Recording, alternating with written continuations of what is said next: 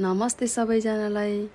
आजको भिडियोमा हजुरहरूलाई धेरै स्वागत छ। आज म चाहिँ आफ्नै खेतमा उत्पादन भएको तोरीको तेल पेलाएर भिडियो देखाउँदैछु। भिडियो अन्तिमसम्म हेरेर साथ दिनुहोला। सबैभन्दा पहिला त तोरीलाई मजासँग सफा पानीमा धुनुपर्छ। हामी चाहिँ यसरी धुँदैछौँ। यसरी धुँदा तोरीमा रहेको फोहोरहरू माटो सबै पानीले बगाइदिन्छ अनि तोरी सफा हुन्छ।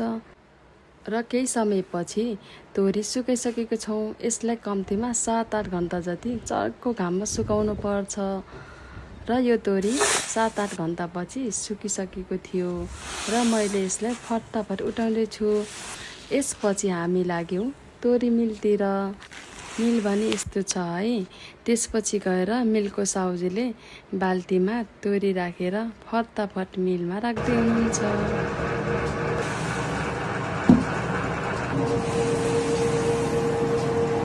ल अब यता चाहिँ पिना र यता तेल निस्किन थाल्यो। तोरी यहाँ माथिबाट पेलिएर तेल तल निस्किँदो रहेछ। ल हेर्नुहोस् त, आफ्नै खेतमा फलेको तोरी परम्परागत तरिकाले पेलिएको, आफ्नै आँखा अगाडि पेलिएको तेल, न कुनै मिसावट न कुनै केमिकल, मात्र शुद्ध तोरीको तेल, सफा अनि स्वादिलो पनि उस्तै। मेहनत र प्रकृतिको उपहार शुद्ध तोरीको तेल।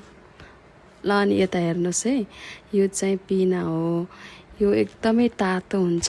यो देख्दा चाहिँ मलाई सानोको याद आयो। म भने लगभग 9-10 वर्षको हुँदा पर्वतको त्रिवेणी भन्ने ठाउँमा गएको थिएँ। गाउँको सबैजना मिलेर 2-3 दिन लगाएर तोरी पेल्न जान्थ्यौँ।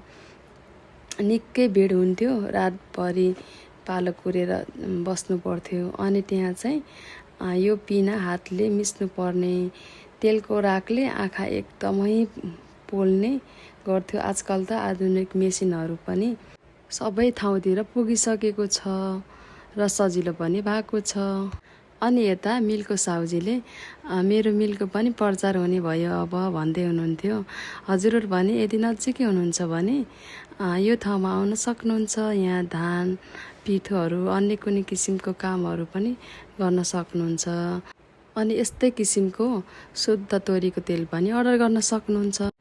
यसको लोकेसन रहेको छ रूपन्देही तिलोत्तमा 12 टुकटुकियामा। ल अब चाहिँ तोरी पेलाएर सकियो। ल हेर्नुहोस् त, कुनै पनि केमिकल मिसावट नगरिकन पेलाएको शुद्ध तोरीको तेल। भिडियो धेरै लामो भयो। अन्तिमसम्म हेरेर साथ दिनुभएकोमा हजुरहरूलाई धेरै धन्यवाद। मन पर्यो भने लाइक कमेन्ट गर्नुहोस् है।